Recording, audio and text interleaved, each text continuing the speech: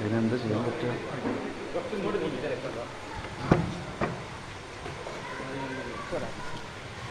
Camera കിട്ടെ.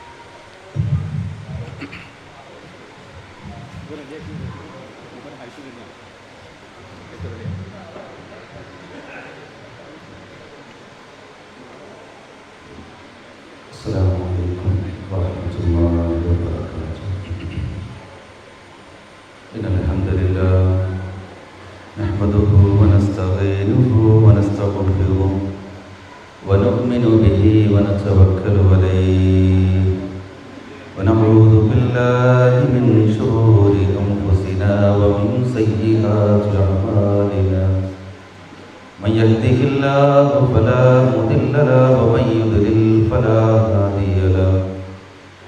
وأشهد أن لا إله إلا الله وحده لا شريك له. وأشهد أن محمدا عبده ورسوله أرسله بالهدى ودين الحق ليظهره على الدين كله ولو كره المشركون. أعوذ بالله من الشيطان الرجيم. يا أيها الذين آمنوا اتقوا الله حق تقاته ولا تموتن إلا وأنتم مسلمون. يا أيها الذين آمنوا اتقوا الله وقولوا قولا سديدا يصلح لكم أعمالكم ويغفر لكم ذنوبكم ومن يطع الله ورسوله فقد فاز فوزا عظيما. اللهم صل على محمد وعلى آل محمد كما صليت على إبراهيم وعلى آل إبراهيم إنك حميد مجيد. اللهم بارك على محمد وعلى آل محمد كما باركت على إبراهيم وعلى آل إبراهيم إنك حميد مجيد. رب اشرح لي صدري ويسر لي أمري واحلل عقدة من لساني يفقهوا قولي. أما بعد فإن خير الكلام كلام الله وخير الحديث كتاب الله وخير الهدي هدي محمد صلى الله عليه وسلم وشر الأمور محدثاتها وكل محدثة بدعة وكل بدعة ضلالة وكل ضلالة في النار.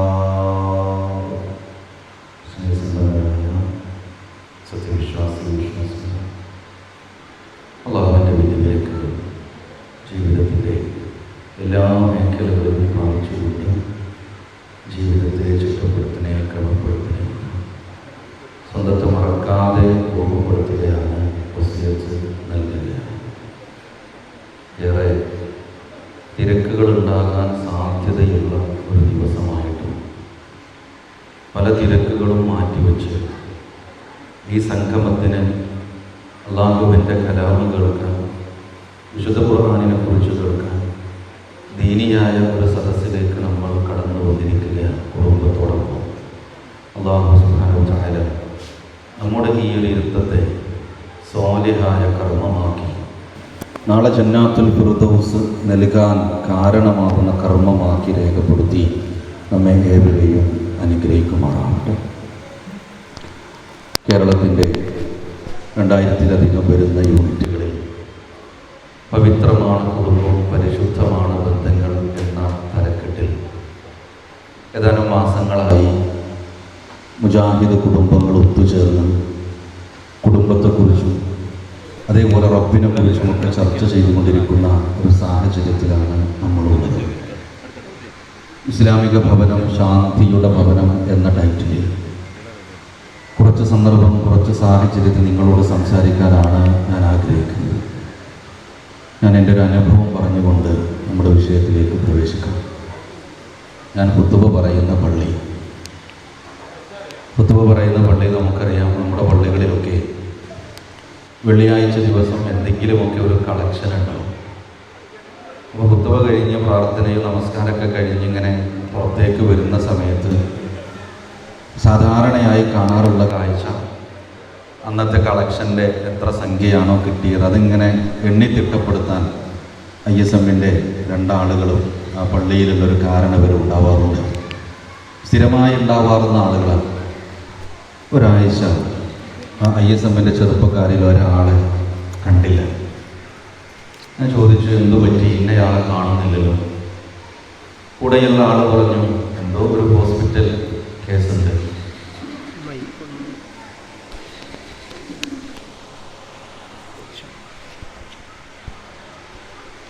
അന്ന് ആ ആഴ്ച അങ്ങനെ കഴിഞ്ഞു.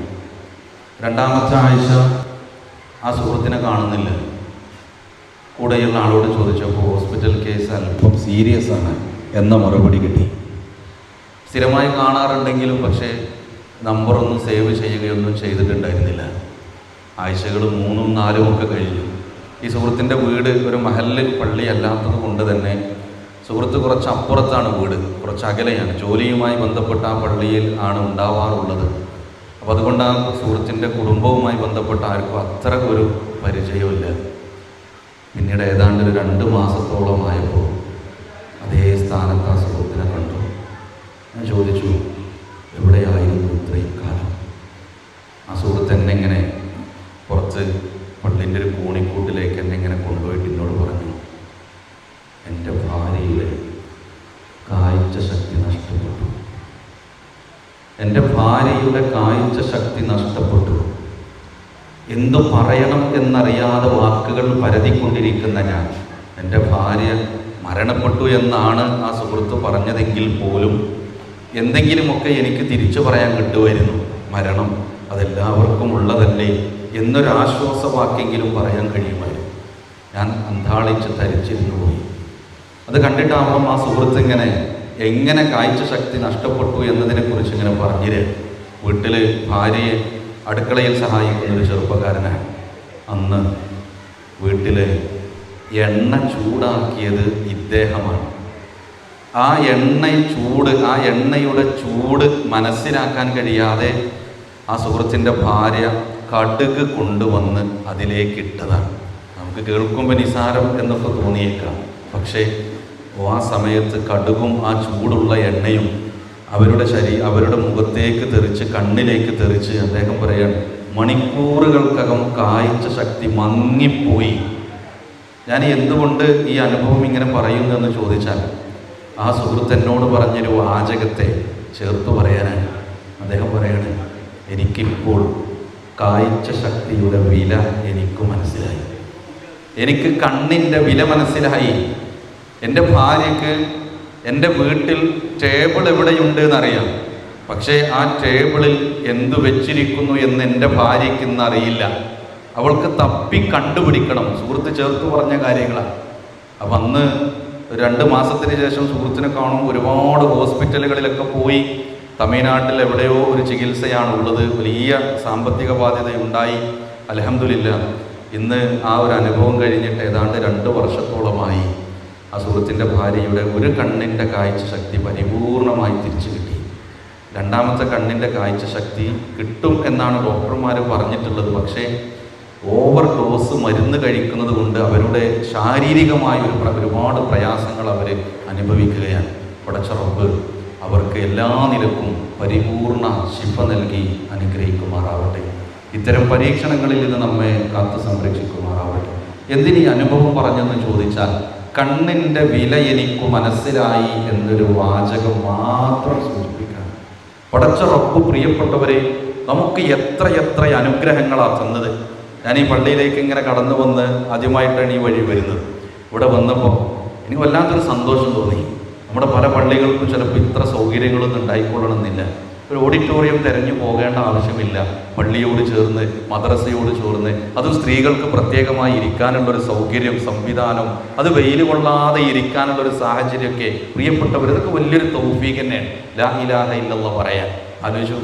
ഓരോ പള്ളിയിലൊക്കെ നമുക്കറിയാവുന്ന, അല്ലെങ്കിൽ ഈ മലയാളത്തിലെ കേരളക്കരയിലെ ഇതേ ലാ ഇലാഹ ഇല്ലല്ലാഹ് ഹൃദയത്തിൽ സ്വീകരിച്ച ആളുകൾ പള്ളിക്ക് വേണ്ടി സ്ഥലമെടുത്തിട്ട് നമ്മുടെ അടുത്തൊക്കെ ഇങ്ങനെ വരുന്നുണ്ടാവും. ഇവിടെ പടച്ച റബ്ബ് നമുക്ക് തന്ന ഈ ഒരു അനുഗ്രഹത്തെക്കുറിച്ച് മാത്രം ഒന്ന് ആലോചിച്ച് നോക്കും. പോട്ടെ, ഞാൻ പറയാണ് നിങ്ങളോട്, ഇനി നിങ്ങളെല്ലാവരും കണ്ണ് ചിമ്മി ഇരുന്നിട്ട് ഈ സംസാരം കേട്ടാൽ മതി എന്നും പറഞ്ഞാൽ ചിലപ്പോൾ കഴിയില്ല. കുറച്ചു നേരമൊക്കെ ഇങ്ങനെ ഇരിക്കാന്നല്ലാതെ നമുക്ക് കഴിയില്ല. കണ്ണ് കണ്ടുകൊണ്ട് വാഹനത്തിലോ നടന്നോ ഈ പ്രോഗ്രാമിലേക്ക് നമ്മൾ വന്നു. മഗ്‌രിബിന് ശേഷമുള്ള പ്രോഗ്രാമൊക്കെ കഴിഞ്ഞ് നമ്മൾ വീട്ടിലേക്ക് തിരിച്ചു പോകുമ്പോൾ കണ്ണ് ചിമ്മി തപ്പിത്തടഞ്ഞു പോയാൽ മതി എന്ന് പറഞ്ഞാൽ പ്രിയപ്പെട്ടവരെ കഴിയില്ല. നമുക്ക് പടച്ച റബ്ബ് നമുക്ക് തന്ന കാഴ്ച എന്ന അനുഗ്രഹത്തെക്കുറിച്ച് മാത്രം നമ്മളൊന്ന് ആലോചിച്ച് പോകും. വിശുദ്ധ ഖുർആൻ പറയുന്നുണ്ടല്ലോ വിഷയം, വഇൻ തഉദ്ദൂ നിഅമതല്ലാഹി ലാ തുഹ്സൂഹാ.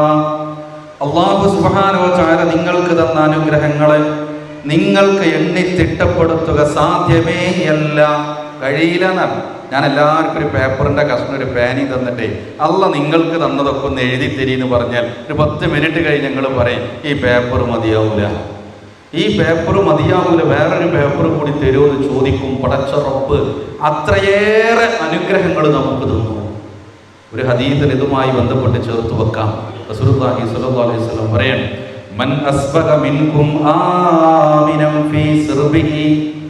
ആരാണോ അവന്റെ വിരിപ്പിൽ നിന്ന് നിർഭയനായി ഉറക്കത്തിൽ നിന്ന് എഴുന്നേൽക്കുന്നത്, ഒരു പേടിയില്ലാതെ ഉറക്കത്തിൽ നിന്ന് എഴുന്നേൽക്കാൻ. രാവിലെ എണീക്കുമ്പോൾ എന്ത് പേടിയാണ് പ്രിയപ്പെട്ടവര്. ഇന്ന് രാവിലെ എൻ്റെ വിരിപ്പിൽ നിന്ന് ഞാൻ ഉണർന്നപ്പോൾ വല്ല ഭയവും എന്നെ വന്ന് തീണ്ടിയിട്ടുണ്ടോ എന്ന് ആലോചിച്ചു നോക്കൂ.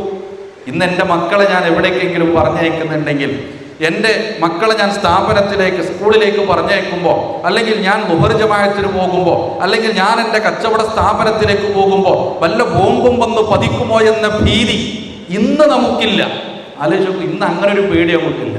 ഇന്ന് വൈകുന്നേരം നമ്മളെ പള്ളിയിൽ ക്ലാസ് ഉണ്ട്, ആ ക്ലാസ് ഇങ്ങനെ എടുത്തുകൊണ്ടിരിക്കുമ്പോൾ വല്ല മിസൈലും വന്ന് വീഴുമോ, ഇന്ന് നമുക്ക് ആ പേടിയില്ല. എന്നാൽ ഈ ഭീതിയുമായി, ഇതേ പേടിയുമായി, ഇതേ രക്തവും മജ്ജയും മാംസവുമുള്ള ലാ ഇലാഹ ഇല്ലല്ലാഹ് സ്വീകരിച്ച ആളുകൾ ലോകത്തിന്റെ മുക്കുമൂലകളിൽ ഇതേ ഭീതിയുമായി നടക്കുന്നവരുണ്ട്. പടച്ച റബ്ബ് നമുക്ക് തന്ന അനുഗ്രഹത്തെ കുറിച്ച് ആലോചിക്കാം. ആ ഹദീസിന്റെ 2ാമത്തെ ഭാഗം ഇങ്ങനെയാണ്, മുആഫൻ ഫീ ജസദിഹി. അവന്റെ ശരീരത്തിന് ആയുസ്സുണ്ട്, അല്ലെങ്കിൽ ആരോഗ്യമുണ്ട്, ശരീരത്തിന് ആഫിയത്തുണ്ട്. രാവിലെ ഉറക്കം ഉണർന്നപ്പോൾ എന്നെ ഒന്ന് ടോയ്ലറ്റിലേക്ക് കൊണ്ടുപോകുമോ എന്ന് ഭാര്യയോട് ചോദിക്കേണ്ടതില്ലാത്തൊരു സാഹചര്യം. ഭർത്താവിനോട് നിങ്ങൾ എന്നെ ഒന്ന് തിരിച്ചു കിടത്താമോ, എനിക്ക് വേദനിക്കുന്നു എന്ന് പറയേണ്ടതില്ലാത്തൊരു സാഹചര്യം. ആലോചിച്ചു, സ്വന്തം നിലക്ക് ഒന്ന് വരാനോ അല്ലെങ്കിൽ സ്വന്തം പ്രാഥമിക കർമ്മങ്ങൾ നിർവഹിക്കാനുള്ള പടച്ച റബ്ബ് നമുക്ക് തന്നൊരു ആഫിയത്തിനെ കുറിച്ച് ആലോചിച്ചു. നമുക്ക് പ്രയാസങ്ങളുണ്ട്, ശരിയാണ്. ചിലപ്പോൾ നമ്മൾ ഇരുന്നായിട്ട് നമസ്കരിക്കാം, കുറച്ചധിക സമയം ഇരുന്നാൽ ഉരവേദന ഉണ്ടാവും, മുട്ടുവേദന ഉണ്ടാവും, പ്രയാസങ്ങൾ ഉണ്ടാവും. എന്നാലും ഈ ക്ലാസ്സിൽ വന്നിരുന്ന് ഈ ഇവിടെയുള്ള സംസാരം കേൾക്കാൻ പടച്ച റബ്ബ് നമുക്ക് ആഫിയത്ത് തന്നു. 3ാമതായിട്ട് ആ ഹദീസിന്റെ ഭാഗത്ത് പറയുന്നത്, ഒരു ദിവസത്തേക്കുള്ള ഭക്ഷണം അവന്റെ പക്കലുണ്ടെങ്കിൽ, ഒരു ദിവസത്തേക്ക് എന്നാ പറഞ്ഞേ, ഒരു മാസം എന്നോ ഒരാഴ്ച എന്നല്ല പറഞ്ഞു. നമ്മുടെ വീടുകളിലേക്ക് ആലോചിക്കുക, നമ്മുടെ വീടിന്റെ സ്റ്റോർ റൂമിലേക്ക് ആലോചിച്ചു നോക്കുക. എത്ര ദിവസത്തേക്കുള്ള അരിയാണ് അവിടെയുള്ളത്, ചാക്കു കണക്കിന് കൊണ്ടുവന്ന് വെച്ചിട്ടുണ്ട്. നമ്മുടെ ഫ്രിഡ്ജിനെ കുറിച്ച് ആലോചിച്ചു നോക്കൂ, എത്ര ദിവസത്തേക്കുള്ള ഭക്ഷണ പദാർത്ഥങ്ങൾ അവിടെ സ്റ്റോക്ക് ചെയ്തിരിക്കെ. അല്ലാഹുവിന്റെ ഹബീബ് സല്ലല്ലാഹു അലൈഹി വസല്ലം പറഞ്ഞു തരും, ഒരു ദിവസത്തേക്കുള്ള ഭക്ഷണം ഒരാളെ പക്കലുണ്ടെങ്കിൽ. രാവിലെ ഈ സംസാരം കേൾക്കുന്ന ഉമ്മാരക്കാലേക്ക് രാവിലെ ഇങ്ങനെ എണീറ്റിട്ട്, പടച്ചോനെ ഇന്നിപ്പോൾ എൻ്റെ കുട്ടിക്ക് ഞാൻ എന്താ ഉണ്ടാക്കി കൊടുക്കാം, എൻ്റെ വീട്ടിൽ ഞാൻ എന്താ ഉണ്ടാക്കി കൊടുക്കുക എന്ന സംശയം ഒരു പക്ഷെ ഇന്ന് നമുക്കില്ല, മുമ്പുണ്ടായിട്ടുണ്ടാവാം. അള്ളാഹുവിൻ്റെ അനുഗ്രഹം കൊണ്ട് നമ്മിൽ നിന്ന് അത്തരം പ്രയാസങ്ങൾ നീങ്ങി നല്ല അനുഗ്രഹത്തിലൂടെ നമ്മൾ പോകുന്നേ. ഇന്ന് കൺഫ്യൂഷൻ എന്താണെന്നറിയാം, വീട്ടിലെ സ്ത്രീകൾക്ക് ഇന്ന് പുട്ടുണ്ടാക്കണോ അപ്പുണ്ടാക്കണോ, ഇഡലി ഉണ്ടാക്കിയാൽ ഇന്ന ആൾക്ക് പറ്റൂല എന്ന ഇന്ന് എന്തുണ്ടാക്കുന്ന കൺഫ്യൂഷൻ. നേരെ മറിച്ച് നമ്മുടെ വീടുകളെ കുറിച്ച് ആലോചിക്കുക. ഒരു ദിവസത്തേക്കുള്ള ഭക്ഷണം നമ്മുടെ പക്കലുണ്ടെങ്കിൽ, നമ്മുടെ ശരീരത്തിന് ആഫിയത്തുണ്ടെങ്കിൽ, സമാധാനത്തോടുകൂടി നിർഭയരായിക്കൊണ്ട് തൻ്റെ വിരിപ്പിൽ നിന്ന് ഉറങ്ങി എണീക്കാൻ കഴിയുന്നുവെങ്കിൽ, റസൂലുള്ളാഹി സ്വല്ലല്ലാഹു അലൈഹി വസല്ലം പറയാൻ, ഫകഅന്നമാ ഹീസത ലഹു ദുനിയ, ദുനിയാവ് മുഴുവൻ കിട്ടിയവനെ പോലെയാണവൻ. ദുനിയാവ് മുഴുവൻ കിട്ടി. നമുക്കൊക്കെ പടച്ച റബ്ബ് തന്ന അനുഗ്രഹം ഒന്ന് ആലോചിച്ചു നോക്കൂ. ഫിലിസ്തീനിലെ മക്കളെ കുറിച്ച് ആലോചിച്ചു നോക്കൂ കൂട്ടരെ. ഫിലിസ്തീനിലെ മക്കളെ കുറിച്ച് ആലോചിച്ചു നോക്കൂ. ഒരു ചെറിയൊരു പാത്രമെടുത്ത് കഴിഞ്ഞ അതിങ്ങനെ വരണ്ടി തുടച്ച ബിരിയാണി ചെമ്പിന്റെ സമീപത്ത് ചെറിയ പാത്രമെടുത്ത് കരഞ്ഞുകൊണ്ട് നിൽക്കുന്ന മക്കളുടെ ചിത്രങ്ങൾ നമ്മൾ കാണുന്നുണ്ട് ഇല്ലേ? ആലോചിച്ചു. പട്ടിണി കിടന്നിട്ട് മരിക്കാൻ, പട്ടിണി കിടന്നിട്ട് എല്ലും തോലുമായി മെലിഞ്ഞൊട്ടിയ കുഴിഞ്ഞ വയറുമായി കുട്ടികൾ മരിച്ചു വീഴുന്ന, പിടഞ്ഞു വീഴുന്ന, നല്ല ഒരു ശുദ്ധജലം പോലും കുടിക്കാനില്ലാതെ മഴ പെയ്യുമ്പോൾ പ്ലാസ്റ്റിക് കവറുകൾ മുകളിലേക്ക് പിടിച്ച് ആ പ്ലാസ്റ്റിക് കവറിലെ വെള്ളം ശേഖരിച്ചു വെക്കുന്ന ഉമ്മമാരുണ്ട്. പ്രിയപ്പെട്ടവരെ, ഈ ലോകത്ത് പടച്ച റബ്ബ് നമുക്ക് തന്ന അനുഗ്രഹത്തെ കുറിച്ച് ആലോചിച്ചു. ഇന്ന് ഈ പ്രോഗ്രാമിന് നമ്മൾ വന്നപ്പോ നമ്മുടെ കൺഫ്യൂഷൻ എന്തറിയോ? ഏത് ഷർട്ടാണ് ഞാൻ ഇടുക? കഴിഞ്ഞ വെള്ളിയാഴ്ച ഇട്ടത് ഇന്ന ഷർട്ടാണ്, ഇന്നലെ ഇപ്പം അതിട്ടു, ഇന്നിപ്പോൾ ഏത് ഇടും? ഏത് ചെരുപ്പ് ഞാൻ ഇടും? ഏത് ഷാളാ ഞാൻ ധരിക്കാം? കഴിഞ്ഞ വെള്ളിയാഴ്ച പള്ളിയിലേക്ക് ഇട്ട തന്നെ ഇടണോ, അല്ല കല്യാണത്തിന് ഇന്നലെ ഇട്ടത് ഇടണോ, വേറെ ഇടണോ? സംശയമാണ്. എത്ര ചെരുപ്പുകളാണ്, എത്ര വസ്ത്രങ്ങളാണ്, എത്ര വാഹനങ്ങളാണ്, എന്തൊക്കെ സുഖസൗകര്യങ്ങളാണ് പ്രിയപ്പെട്ടവരെ റബ്ബ് നമുക്ക് തന്നത്. എന്തൊക്കെ അനുഗ്രഹങ്ങൾ തന്നു. കാലങ്ങൾ മാറി മാറി വരുമ്പോൾ, ഓരോ ദിവസങ്ങൾ കഴിയുമ്പോൾ, ഓരോ സെക്കൻഡിലും പുതിയ പുതിയ കണ്ടുപിടുത്തങ്ങളും സാങ്കേതിക വിദ്യകളും നമ്മുടെ ജീവിതത്തിനെ എളുപ്പമാക്കിക്കൊണ്ടിരിക്കുകയാണ്. ഇന്നൊക്കെ ഹജ്ജിന്, പണ്ടൊക്കെ ഹജ്ജിന് പോകുമ്പോൾ എങ്ങനെ പോയിരുന്നു? പഴയ ആളുകൾക്കൊക്കെ അറിയാം. എല്ലാ ബാധ്യതയും തീർത്ത് കാണേണ്ടവരൊക്കെ കണ്ട് ഒരു പോക്കാം. കാരണം എന്തറിയോ? തിരിച്ചു വരുമോയെന്നറിയില്ല, തിരിച്ചു വരുമോയെന്നറിയില്ല, അവിടെ എത്തുമെന്ന് തന്നെ അറിയില്ല. ഇന്നത്തെ കാലം എന്താ? ഇന്ന് ചിലപ്പോൾ എയർപോർട്ടിൽ കൊണ്ടാക്കി നമ്മൾ വീട്ടിലെത്തുന്നതിൻ്റെ മുമ്പ് ഞാൻ ജിദ്ദയിൽ എത്തിയിട്ടുണ്ട് കേട്ടോ എന്ന് പറയുന്ന സാഹചര്യം ഉണ്ടായി. പാപ്പാരെയും വെല്ലിപ്പാരെയും വെല്ലിമാരെയൊക്കെ ഹജ്ജിനൊക്കെ പോകുമ്പോൾ പഠിപ്പിക്കണം എന്തറിയോ? എങ്ങനെ വാട്സപ്പിൽ വോയിസ് അയക്കുക, എങ്ങനെ വാട്സപ്പിൽ ഫോട്ടോ അയക്കുക, എങ്ങനെ കോൾ ചെയ്യുക, എങ്ങനെ വൈഫൈ കണക്ട് ചെയ്യുക, ഇതൊക്കെ തോണ്ടി പഠിപ്പിച്ചു കൊടുത്തിട്ടാ വിടണേ. ആലോചിച്ച് നോക്കൂ, എത്ര സുഖ സൗകര്യങ്ങൾ ഉണ്ടായി നമുക്ക്. അപ്പൊ സുഖ സൗകര്യങ്ങളൊക്കെ നല്ലോണം ഉണ്ടായി. അത് വാഹന സൗകര്യമാണെങ്കിലും എന്ത് സൗകര്യമാണെങ്കിലും. പക്ഷേ നഷ്ടപ്പെട്ടു പോയ ഒന്നുണ്ട്. നമ്മുടെ കുടുംബങ്ങളിൽ നിന്ന്, നമ്മുടെ ഹൃദയങ്ങളിൽ നിന്ന് നമുക്ക് നഷ്ടപ്പെട്ടു പോയത് പ്രിയപ്പെട്ടവരെ സമാധാനം എന്നൊരു വാക്കാണ്. സമാധാനം നഷ്ടപ്പെട്ടു പോയി. വലിയ വീടുണ്ട്, വലിയ ബംഗ്ലാവ് പോലത്തെ വീടുണ്ട്, കാർ പോർച്ച്, 2 കാർ നിർത്തിയിടാൻ മാത്രം കാർ പോർച്ച് ഉണ്ട്, റിമോട്ടിന്റെ ഗേറ്റ് ഉണ്ട്. പക്ഷേ ആ വീട്ടിലിരിക്കുമ്പോൾ സമാധാനം കിട്ടുന്നില്ല. എന്തുകൊണ്ട് സമാധാനം കിട്ടുന്നില്ല? എന്തുകൊണ്ട് നമ്മുടെ വീടിൽ ശാന്തി ഉണ്ടാകുന്നില്ല? എന്തുകൊണ്ട് പവിത്രമായ ബന്ധങ്ങൾ വീട്ടിനകത്ത് സംജാതമാകുന്നില്ല? എന്തുകൊണ്ട് കുടുംബങ്ങൾ ചേർന്നിരിക്കുമ്പോൾ ഇമ്പമുണ്ടാകുന്നില്ല? അതിൻ്റെ ഒരു ഉത്തരത്തിലൂടെ അല്പസമയം നിങ്ങളുമായി സംവദിക്കാൻ ആഗ്രഹിക്കുകയാണ് പ്രിയപ്പെട്ടവരെ. എന്തുകൊണ്ടിങ്ങനെ സമാധാനം നഷ്ടപ്പെട്ടുകൊണ്ടിരിക്കാൻ? ഇപ്പോൾ ഈ ഇടയായിട്ടൊക്കെ ഡോക്ടർമാരെ കാണുമ്പോഴൊക്കെ ഡോക്ടർമാർ ചോദിക്കുന്ന, അല്ലെങ്കിൽ പുതിയതായി നമ്മുടെ സമൂഹത്തിലേക്ക് വന്ന ചില അസുഖങ്ങളുണ്ട്. പ്രഷറും ഷുഗറും കൊളസ്ട്രോളും ഒന്നും എല്ലാവർക്കും കഴിഞ്ഞു. അതൊക്കെ ഇപ്പം നിത്യസംഭവമായി മാറിക്കഴിഞ്ഞു. ഇപ്പം എന്താ ചോദിക്കറിയോ? പനിയുണ്ട്, മാറുന്നില്ല, കഴിഞ്ഞ ആഴ്ച ഉണ്ടായി, പിന്നെ ഉണ്ടായി. ഡോക്ടർ ചോദിക്കും, ടെൻഷൻ ഉണ്ടോ? എന്തെങ്കിലും സ്ട്രെസ് ഉണ്ടോ? ഇതൊക്കെ ആധുനിക കാലഘട്ടത്തിൽ അസുഖങ്ങളായി. സമാധാനം നഷ്ടപ്പെടുമ്പോൾ മനുഷ്യന്റെ സമനില തെറ്റിപ്പോകുന്ന, ആരോഗ്യത്തെ ബാധിക്കുന്ന തരത്തിലേക്ക് ഇത്തരത്തിലുള്ള സാഹചര്യങ്ങൾ ഉണ്ടാകുമ്പോൾ പ്രിയപ്പെട്ടവരെ നമ്മുടെ വീടകങ്ങളിൽ സമാധാനം കൊണ്ടുവരാൻ കഴിയണം. എങ്ങനെ കൊണ്ടുവരും? ഒരു 8-9 പോയിന്റുകൾ എണ്ണിപ്പറയാം. അതിൽ ഒന്നാമത്തത്, നമ്മുടെ വീട് ഹലാലിൽ പണിത വീടാകണം. എന്റെയും നിങ്ങളുടെയും വീട് ഹലാല് കൊണ്ട് തീർത്ത വീടായാൽ മാത്രമേ ആ വീട്ടിലിരുന്ന് സമാധാനം പ്രതീക്ഷിക്കാൻ കഴിയുള്ളൂ. ഇന്ന് പലപ്പോഴും വീടുണ്ടാക്കൽ എങ്ങനെ വീടുണ്ടാക്കൽ? ലോണ്, ബാങ്കേറ്റ് ഇടപാട്, പലിശ, ഇല്ലെങ്കിൽ ഉള്ളതൊക്കെ ഊരിക്കഴിച്ച് ബാങ്കിൽ കൊണ്ടുപോയി വെച്ച് പണയം വെച്ച് അതുകൊണ്ട് കിട്ടുന്നുണ്ട് ഇങ്ങനെ വീടുണ്ടാക്കുക. അതിന് ന്യായങ്ങൾ പറയണ്ട. ആർക്കും അപ്പം എല്ലാ പൈസ ഉണ്ടായിട്ട് വീടുണ്ടാക്കാൻ പറ്റുക? അതൊക്കെ കുറച്ചൊക്കെ പലിശയൊക്കെ ഉണ്ടാവും, കുറച്ചൊക്കെ അതും ഇതൊക്കെ ഉണ്ടാവും. പ്രിയപ്പെട്ടവരെ, ഇസ്ലാമികപരമായി നമ്മൾ ഏത് കോണിൽ നിന്ന് നോക്കിക്കാണണം? എന്റെ വീടിന്റെ ചുമര് തേച്ച ഒരു മണൽച്ചരിയിൽ പോലും അന്യനെ വഞ്ചിച്ച ഒരു രൂപയില്ല.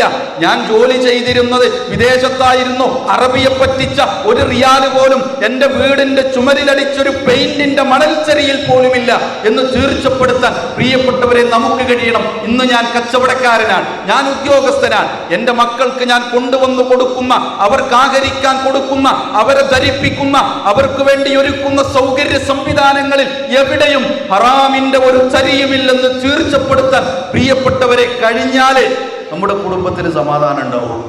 അങ്ങനെയുള്ളൊരു കുടുംബമായി മാറാൻ പ്രിയപ്പെട്ടവരെ നമുക്ക് കഴിയണമെന്നാണ്. ഇന്നിൻ്റെ കാലഘട്ടം എന്ന് പറഞ്ഞാലേ എവിടുന്നെങ്കിലും കുറച്ച് പൈസ ഉണ്ടാക്കിയാൽ മതി എന്നാണ്. 10 കൊടുത്താൽ 20 കിട്ടും എന്ന് പറഞ്ഞാൽ പിന്നെ വേറെ വർത്താനമല്ല, വേറെ ചോദ്യമല്ല. 10 കൊടുത്താൽ 20 കിട്ടുന്നത് എവിടെ എന്ന് അന്വേഷിച്ച് നടക്കാൻ. പകുതി വിലക്ക് സ്കൂട്ടർ കിട്ടും എന്ന് പറഞ്ഞാൽ അവിടേക്ക് ഓടിയെടുത്തുകൊണ്ടിരിക്കുന്നത് നമ്മുടെ ഉമ്മത്തിലെ ആളുകളാണ് കൂട്ടരെ. അവിടെയാണ് റസൂലുള്ളാഹി സ്വല്ലല്ലാഹു അലൈഹി വസല്ലം പറഞ്ഞു, എൻ്റെ ഈ ഉമ്മത്തിലേക്ക് ഒരു കാലഘട്ടം വരാനുണ്ട്.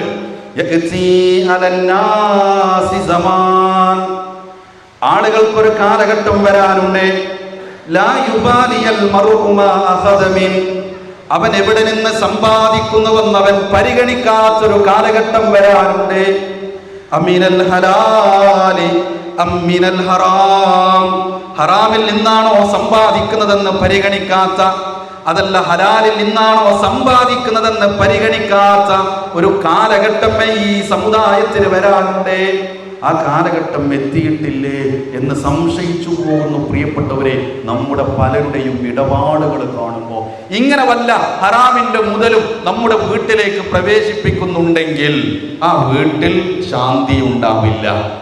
റസൂലുള്ളാഹി സ്വല്ലല്ലാഹു അലൈഹി വസല്ലമക്ക് ബർസഖി ലോകത്തെ ചില കാഴ്ചകൾ ഇങ്ങനെ കാണിച്ചു കൊടുത്തു. വലിയ ദീർഘമായ ഹദീസാണ്. അതിലൊരു കാഴ്ച എന്താണെന്നറിയോ? ഒരു രക്തത്തിൻ്റെ പുഴയാണ്. രക്തത്തിൻ്റെ പുഴ. ആ രക്തത്തിൻ്റെ പുഴയിൽ ഒരാൾ നീന്തിക്കൊണ്ടിരിക്കുന്നുണ്ട്.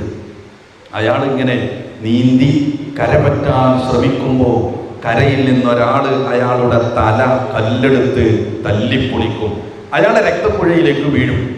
അയാൾ അവിടെ നിന്ന് നീന്തി മറുകര പറ്റാൻ ശ്രമിക്കും. അവിടെ നിന്ന് സമാനമായി മറ്റൊരാൾ കല്ലെടുത്ത് അയാളുടെ തല തല്ലിച്ചതക്കും. അയാൾ വീണ്ടും ആ രക്തപ്പുഴയിലേക്ക് വീഴും. വല്ലാത്ത ഭീകരമായൊരു കാഴ്ചയാണ്. പ്രവാചകൻ സല്ലല്ലാഹു അലൈഹി വസല്ലം ചോദിക്കുന്നുണ്ട്, ആരാണ് ഈ കൂട്ടർ? ആരാണിവർ? പ്രവാചകൻ സല്ലല്ലാഹു അലൈഹി വസല്ലമക്ക് മറുപടി കിട്ടി, ആഖില റിബ, പലിശ തിന്നവരാണ്. ആലോചിച്ചു, പലിശ എന്നൊക്കെ പറഞ്ഞാൽ എത്ര ഗൗരവമുള്ളതാണ്. നമുക്കൊക്കെ പല ന്യായങ്ങൾ പറയാണ്ടാവും. ആർക്കാ അപ്പം ലോണില്ലാത്തത്?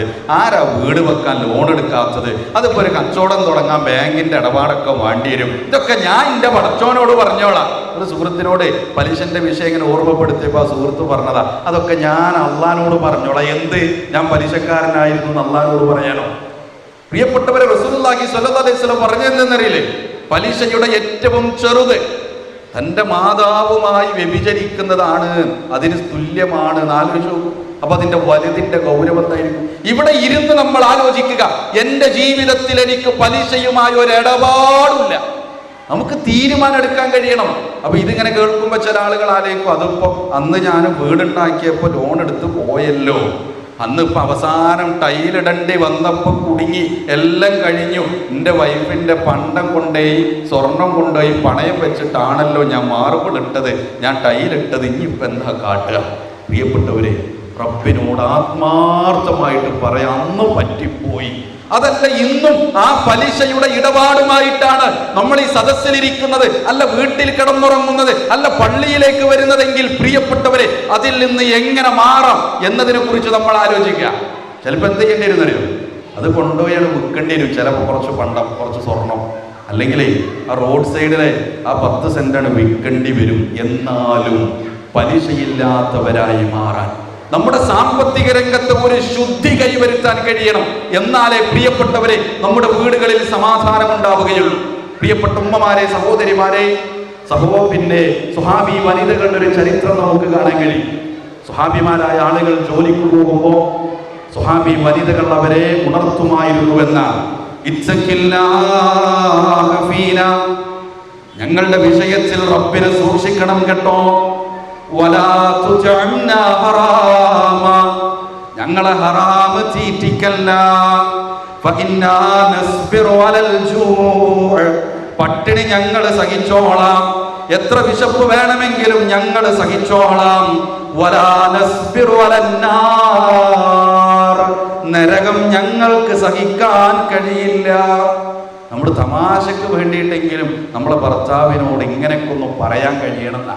ഇത് പലപ്പോഴും സംഭവിക്കുന്നതെന്നറിയോ? നിങ്ങൾ എത്ര കാലമായി ആ പീഡിമുറിയിട്ടിരിക്കുന്നു, നിങ്ങൾ എത്ര കാലമായി ആ ഓട്ടർഷ ഓട്ടിയിരിക്കുന്നു, നിങ്ങളൊക്കെ എത്ര കാലമായി അങ്ങോട്ടും ഇങ്ങോട്ടും പോകുന്നു, വല്ല മെച്ചമുണ്ടായോ? വല്ല മെച്ചമുണ്ടായോ? ആ ചോദ്യത്തിനപ്പുറത്തേക്ക് ഭർത്താവിനോട് ചോദിക്കാൻ കഴിയണം. ഇതാ കച്ചവടത്തിൽ കുറച്ച് ലാഭം കിട്ടി, നമുക്ക് ഒരു 10 സെന്റ് സ്ഥലം വാങ്ങാനുള്ള ഒരു ധൈര്യപ്പെട്ടു എന്ന് പറയുമ്പോ ഒരു ഉമ്മക്ക്, ഒരു ഭാര്യക്ക് ചോദിക്കാൻ കഴിയണം, അല്ല മനുഷ്യത് എവിടുന്ന് കിട്ടി? ചോദിക്കാൻ കഴിയണം. മകൻ നല്ലൊരു മൊബൈൽ ഫോൺ വാങ്ങി, അല്ലെങ്കിൽ നല്ലൊരു ബൈക്കൊക്കെ വാങ്ങി ഇങ്ങനെ വീട്ടിൽ ചെത്തിപ്പൊടിച്ചു വരുമ്പോ ഒരു ഉമ്മക്ക് ചോദിക്കാൻ കഴിയണം, അല്ലടാ എവിടെ നിന്ന് കിട്ടിയത്, ഇത് വാങ്ങാനുള്ള ക്യാഷ് എവിടെ നിന്ന് കിട്ടിയെന്ന് ചോദിക്കാൻ പ്രിയപ്പെട്ട ഉമ്മമാരെ, സഹോദരിമാരെ, ഭാര്യമാരെ നമുക്ക് കഴിയണം എന്നാണ്. അപ്പൊ സാമ്പത്തികമായ വിശുദ്ധി ജീവിതത്തിൽ കൊണ്ടുവരിക, അത് കുടുംബത്തിലുണ്ടാവുക, അത് വീടിലാവട്ടെ, വീട് വാങ്ങിയിടത്താവട്ടെ, വീട് വെച്ചിടത്താവട്ടെ, കച്ചവടം നടത്തുന്നവളാവട്ടെ, അതേപോലെ തന്നെ എന്ത് രൂപത്തിലായാലും സാമ്പത്തിക ശുദ്ധി കൈവരിക്കണം. എന്നാലേ ആ വീട്ടിൽ സമാധാനമുണ്ടാകും. രണ്ടാമത്തെ കാര്യം എന്താണെന്നറിയാം? നമ്മുടെ വീടുകളിൽ അല്ലാഹുവിനെ സ്മരിക്കാനുള്ള ഇടങ്ങളുണ്ടാവണം. നമ്മുടെ വീടുകളിൽ വെച്ച് അല്ലാഹുവിനെ സ്മരിക്കാൻ കഴിയണം. റസൂലുള്ളാഹി സ്വല്ലല്ലാഹു അലൈഹി വസല്ലം പറയാം, ഇജ്അലൂ ഫീ ബുയൂതികും മിൻ സ്വലാത്തികും, നിങ്ങളുടെ നമസ്കാരങ്ങളിൽ ചിലത് നിങ്ങൾ വീടുകളിൽ വെച്ചാക്കണേ. പുരുഷന്മാരോട് തന്നെ പറഞ്ഞു. പക്ഷെ ഏത് നമസ്കാരം? നിർബന്ധ നമസ്കാരമല്ല. നിങ്ങളുടെ സുന്നത്ത് നമസ്കാരങ്ങളിൽ, റവാത്തിബ് നമസ്കാരങ്ങളിൽ ചിലത് നിങ്ങൾ വീടുകളിൽ വെച്ച് നമസ്കരിക്കണം കേട്ടോ. എന്നിട്ട് ചേർത്ത് പറയുകയാണ്, വലാ തത്തഖിദൂഹാ ഖുബൂറാ, നിങ്ങളുടെ വീടുകളെ നിങ്ങൾ ഖബറുകളാക്കി മാറ്റരുതേ. എന്താ പറഞ്ഞതിനർത്ഥം? ഖബറിന് എന്തില്ല? സുജൂദില്ല. അതുകൊണ്ട് വീട്ടിൽ സുജൂദ് ഉണ്ടാവണം. പ്രിയപ്പെട്ട ഉമ്മമാരെ, സഹോദരിമാരെ, ശബ്ദം കേൾക്കുന്ന പ്രിയപ്പെട്ടവരെ, നമ്മൾ സുബഹി ജമാഅത്തിന് പോകുമ്പോൾ ഒരു 2 റക്അത്ത് സുന്നത്ത്, ആ സുബഹിന്റെ സുന്നത്ത് വീട്ടിൽ നിന്ന് നമസ്കരിച്ചുകൊണ്ട് പോകാൻ കഴിയണം. അത് പറയാൻ കഴിയണം ഭർത്താവിനോട്, നിങ്ങൾ ഇവിടുന്ന് 2 റക്അത്ത് നിസ്കരിച്ചു പോയിക്കോളി, എന്നാലും നിങ്ങൾക്ക് പള്ളിയിൽ ചെന്നാൽ 2 റക്അത്ത് തഹിയ്യത്ത് കിട്ടൂലേ, നിങ്ങൾ ഇശാ എന്തായാലും പള്ളിക്കെന്നാ നിസ്കരിക്കണേ, എന്നാ പിന്നെ അതിന്റെ 2 റക്അത്ത് നമുക്ക് ഇവിടെ വന്ന് വീട്ടിൽ നിന്ന് നിസ്കരിച്ചൂടെ എന്ന് പറയാൻ കഴിയണം. ഇതുമായി ചേർത്ത് പറയേണ്ട മറ്റൊന്നുണ്ട്.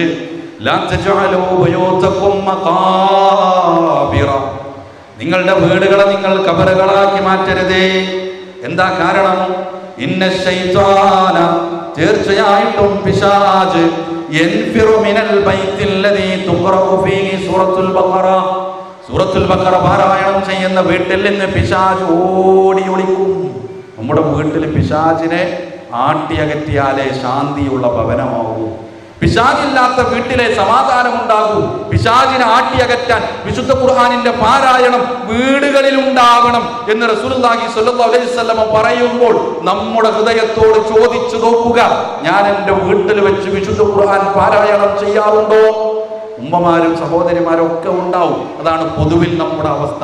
എത്ര ഉപ്പമാർ, എത്ര സഹോദരന്മാർ, എത്ര മക്കൾ വീടുകളിൽ വെച്ച് വിശുദ്ധ ഖുർആൻ പാരായണം ചെയ്യുന്നവരുണ്ട്. ഇരുന്നാലോചിക്കുക. മദ്രസയിൽ 3-ാം ക്ലാസ് പഠിക്കുന്ന കുട്ടി വന്നിട്ട് വാപ്പാനോട് പറയാണ്, ഞങ്ങള് മദ്രസയിലെ ഉസ്താദ് നല്ല രീതിയാണ് ഓത്ത്, പക്ഷെ എൻ്റെ ഓത്ത് ഞാൻ കേട്ടിട്ടില്ല, നിങ്ങളൊന്ന് ഓതി തരുമോ? അപ്പോൾ വാപ്പാന്റെ മറുപടി നിന്ന്, അതെ ഞാൻ പള്ളിക്കെന്നാ ഓതല്, ഇപ്പച്ചി പള്ളിക്കെന്നാ ഓതല്, ഇപ്പച്ചി എപ്പോഴാ പള്ളിക്ക് വരിക എന്നുള്ളത് വേറെ ചോദ്യം. പ്രിയപ്പെട്ടവരെ, വിശുദ്ധ ഖുർആൻ എന്ന് പറഞ്ഞാൽ റമദാനിന് മാത്രം ഓതി തീർക്കേണ്ട ഒന്നല്ല, നമ്മുടെ ജീവിതത്തിലേക്ക് ചേർത്തു നിർത്താൻ കഴിയണം ഖുർആനിനെ. അത് നമ്മുടെ വീടുകളിൽ വെച്ച് പാരായണം ചെയ്യാൻ കഴിയണം നമുക്ക്. എത്ര സൗകര്യങ്ങളും സംവിധാനങ്ങളും ഉണ്ടായെന്ന് ആലോചിച്ചു നോക്കൂ. ഖുർആനിന്റെ വിഷയത്തിൽ മാത്രം പഴയ ആളുകൾക്കറിയാലോ, പണ്ടൊക്കെ വീട്ടിൽ ഒരു ഖുർആനൊക്കെ ചിലപ്പോൾ ഉണ്ടാവുക. അത് ആർക്കും അതിൻ്റെ ഉത്തരവാദിത്വം എന്നറിയോ? അത് ആ വീട്ടിലെ പ്രായം ചെന്ന ഉമ്മാക്കോ ഉപ്പാക്കോ അത് തൊടാൻ പറ്റുള്ളൂ. അത് ചിലപ്പോൾ റമദാനിലൊക്കെ ആയിരിക്കും നോക്കുക. അതൊക്കെ നോക്കിയിട്ട് അതങ്ങനെ എടുത്തണ് വെക്കും. ഇന്ന് 1-ാം ക്ലാസ് ചേർക്കുന്ന കുട്ടീൻ്റെ കയ്യിൽ ഖുർആൻ ഉണ്ടാവും, മദ്രസയിൽ നിന്ന് വാങ്ങിയത്. അത് 1-ാം ക്ലാസ്സിൽ തന്നെ ഓള് കീറി അല്ലെങ്കിൽ ഓന് കീറി, അപ്പൊ വേറെ വാങ്ങിക്കൊടുത്തത്, അത് കീറിയത് വേറെ കീറാത്തത് വേറെ. 3-ാം ക്ലാസ്സിലെത്തിയപ്പോൾ കുറച്ചും കൂടി കട്ടില്ല ഒരു താഴെ 15 കിട്ടി. 5-ാം ക്ലാസ്സിലെത്തിയപ്പോൾ ഉമ്മമ്മ ഉംറക്ക് പോയപ്പോൾ കൂടുന്ന ഖുർആന് കിട്ടി. സമ്മേളനത്തിന് പോയപ്പോൾ വാങ്ങിക്കൊടുന്ന അമാനിമോരുടെ തഫ്സീർ അവിടെയുണ്ട്, പരിഭാഷ അവിടെയുണ്ട്, പൊന്നാനി ഖുർആനിലെ വെള്ളിപ്പാക്ക് ഓതാൻ പറ്റും, ആ ഖുർആനും അവിടെയുണ്ട്.